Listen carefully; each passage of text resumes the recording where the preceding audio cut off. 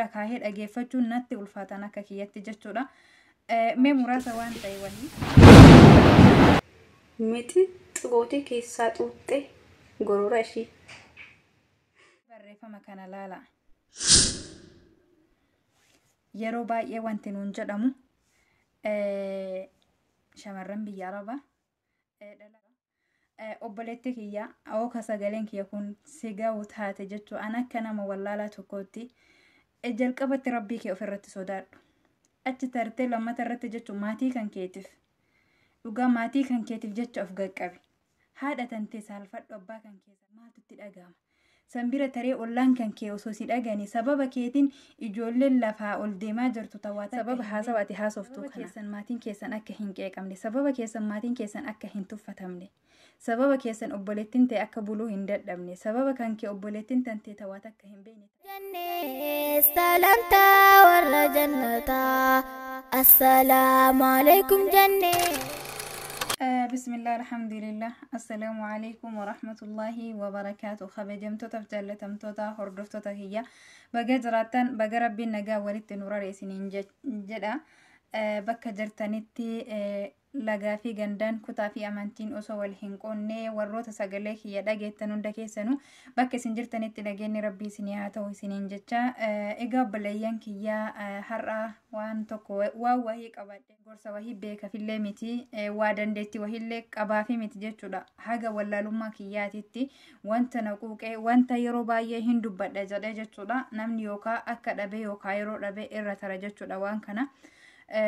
Inshallah kana qabadhee dhufe wanti kun yoo isinii ta'e hin fudhattanii yoo isinii ta'u baatellee nuun taani jettanii ofirraa dhiiftan jechuudha. Kana keessatti yoo wanti ani dogongore jiraadhe ani obboleettii keessanii na gorsan wanti kunillee maali yoo isinitti fakkaate mee daqiiqaa muraasaaf obboleettii teena tana haasawa isii guututtis dhiyeessuu baadhu jechuudha. Waan gurrattuu dhaga'uun namaaf hin tolle yookaan akkanatti isima sagalee isiitu isin fuuldura taa'ee jechuudha of bira kaahee dhageeffachuun natti ulfaatan akka kiyyatti jechuudha. Mee muraasa waan ta'e wahii afaan ishii keessatti dhungattee miti xigootii keessaa xuuxxee gorora ishii hidhuddaa akkuma bishaaniitti. Maaliif wanta kana qabattee dhufte jechuun keessan hin hafu jechuudha warroonni namoonni tokko tokko natti dallantanis dhiifama isiniin jedha obboleeyyan kiyya. Wanti ani waan kana fudhadhee dhufee fi mee barreeffama kana laala. Yeroo baay'ee wanti nuun jedhamu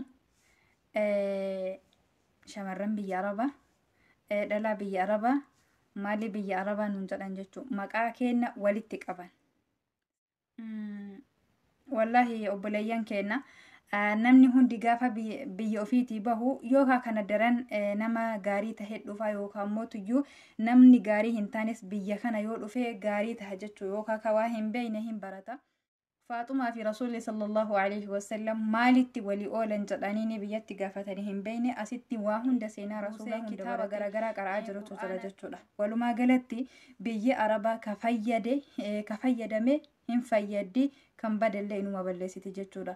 Biyya Arabaa osoo hin taane kuni social mediaadha. Social mediaan meeshaa qara lamaati. Takki ittiin muramta takka ittiin muratta jechuudha. Kanuma lamaani. Kanaaf wanti ani jechuu barbaadellee obboleeyyan kenna jechuudha. Mee akka wal beeytaniin wal gorsa.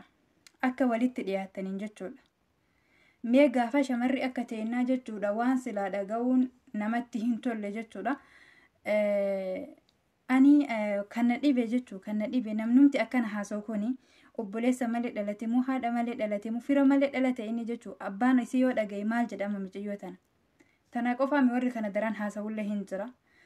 Obboleetti kiyya ooka sagaleen kiyya kun jalqabatti rabbii kee ofirratti sodaadhu. Achi tartee lammata irratti jechuun maatii kan keetiif dhugaa maatii kan keetiif jecha of gaqqabi.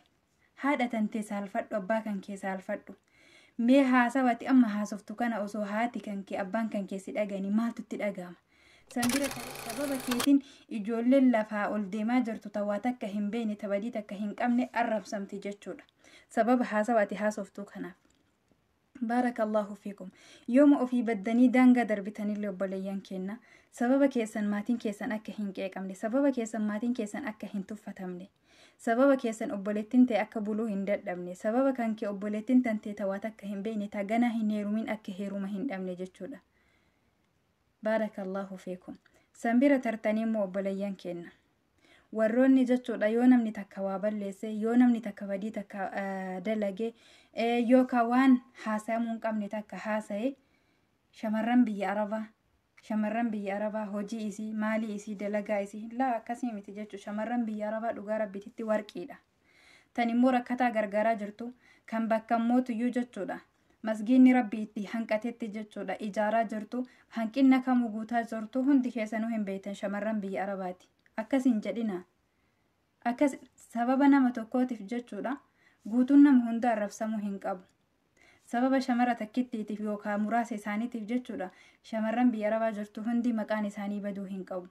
Kabada ofii isaatii bade walitti hin qabina hedduutu jira ijoolleen shamarranii jechuudha kaayyoo gabbayaniif ciniinnatanii jechuudha otoo asiin yaamaman otoo asiin tuffataman san hunda dandahanii otoo mootuyyuu waa hedduu dalagan jechuudha mana arabaa kana keessatti san bira taranii sooshaal miidiyaa kanarratti jechuudha baratanii barsiisan hedduutu jira jechuudha. Kabade mataa isaatiin bade jechuudha sanuu rabbi haa qajeelchu yoo dandeettan gorsa yoo waan fudhatu taate jechuudha obboleetti kenna kun isin baasu jedhaani. Rabbii ofirratti sodaadhu san bira tarii ofii kan keetiif jechuudha ani dhugaa rabbii dubbachuuf namni akkana haasa'u kuni heerumee bultii qaba jedhee hin yaadu akka kiyyatti jechuudha. Yoo qabaate ta'e isuma sanuu hin saalfata akka kootitti sooshaal miidiyaa gubbatti ba'ee namni waan hin taane waan ani madriyaan akka jedhu beeku dhugaa rabbii. Yoo kan qabdu taate ani beeku namni akkanatti namarratti callisa yoo kan hin qabne taate har'a akkana haasoftee haga fedhan turanillee haga fedhan as biyya namaa kana turanillee galuu ni nafu jechuudha. Gaafa isiin otoo har'a isiin deebitee yookaan nama tokkotti heerumtee akkuma kanaan dura waa hedduu argaa turre sagaleen isii kun hundi ol yaa'a jechuudha. Kanaafi nama sanii wajjillee yookaan bultiyyuu ijaarrattee hin teetti jedha hin yaaduun. Wallahu a'lam. Yoo mataa illee jechuun namni kun mataan isaa gadi ga'uun hin dhabu jechuudha.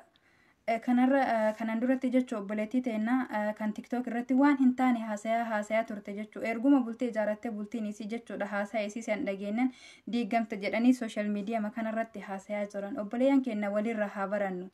Naamusaan dubbadha.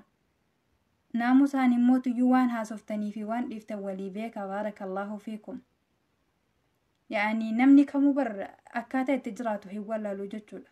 Kuni amma fasaadaniituma keessa taru malee ani nama kana gorsuuf hagana hunda rakkatanii bichaa rabbal aalamiin ni haa beeku. Anaa fi isinillee warra gaafa waan asirraa deeme nu rakkisu. Otoo jechuudha obboleeyyan keenya guyyaa har'aa kanatti irra kana haasofte haa jennu obboleettiin keenya. Otoo burga nama kan duutu taate wanti bakka namni hin beekne hundi beekuun haasawa isii kana jechuudha. Kanuma gafuudhanii ergan huma isiin immoo isiin haasofte kana jechuu bar isiin tana jedhanii janaaz isii duuka olii ga'oofan jechuu. Kan kiyyas akkasuma rabbiin immoo tuyyuu waan jechuudha gaafa addunyaa tanarraa deeme na rakkisu anaafis isinillee nu rakkisu afaan keenyaa hin baasin nu hin dalaysiisin jechuudha nu hin dubbisin. Wallaahi obboleeyyan keenya dudduuba keenyaa jennee waan gaarii haa hojjennu waan gaarii haa dubbannu. Har'a bara obboleettiin ta'e akkana haasofti sagaleen isii kun asirra jira jechuudha. Xayyib gaafuma heerumtee ilma argattee soddaan isii sun gaafa dhagahee ilmoon isii sun gaafa dhagahe maaltu itti dhagahama? Har'a shabaaba namni kun waan fedhe jedhuu danda'a qaanfii tokko maletti jechuudha. Xayyib gaafa ilmaan keessan isin dhageette maaltu isinitti dhagahama? Hayaan nuti bal'ifne obboleeyyan keenya. Ani dhugaa rabbititti wanti ani dhufee dubbadheef jechuudha. Yookaan obboleeyyan kiyya kana gorsa kiyyanarraa dhaganiif osoo hin taane biyaansi namni takka naaf fayyadame anaaf gahaadha jechuudha. Anaaf isinillee warra waan dhagahetti fayyadamu warra immoo ta'uuf biraa taree nama fayyadu nu haa taasisu warra immoo hamturraa wal dhorgee kee irratti wal ajaju rabbi nu haa taasisuun isiniin jedha. Kana dubbisee kan immoo walitti qabate jechuudha. Achi tokkichaa jecha foon hundi ajaa'uu hin qabu. Nama tokkichaa jecha shamarran hundi maqaan isaanii baduu hin qabu. Baarakallahu fiikum. Warroonni karoora gaarii qaban, warroonni kaayyoo gaarii qaban, warroonni adeemsa gaarii qaban, warroonni hojii gaarii hojjetaa jiran hedduutu jira jechuudha. Kanaaf warroonni maqaa walitti nu qabdan adaraa keessan maqaa obboleeyyan kennaa walitti qabdanii qalbii hin cabsinan isiniin jedha. Warroota immoo waan hin taane waan gaggadhee kana haasayaa jiranillee rabbiin isaanii haa laaffisu. Rabbiin hunduma kennayyuu haa qajeelchu. waan balleesseef dhiifama naa godha. Tika rabbii keessanaa tura. Wassalaamu alaikum warahmatullaahi wabarakaatu. Yoo isinitti tole warri maatii kiyya hin ta'in sabiskiraayib godha. Akkuma seentaniin immoo tuyyuu jechuudha. Waluma guddisuu jecha laayik godha. Yoo isinii dandame sheer godha. Koomentii yaada keessan naa ibsa. Tika rabbii keessanaa tura.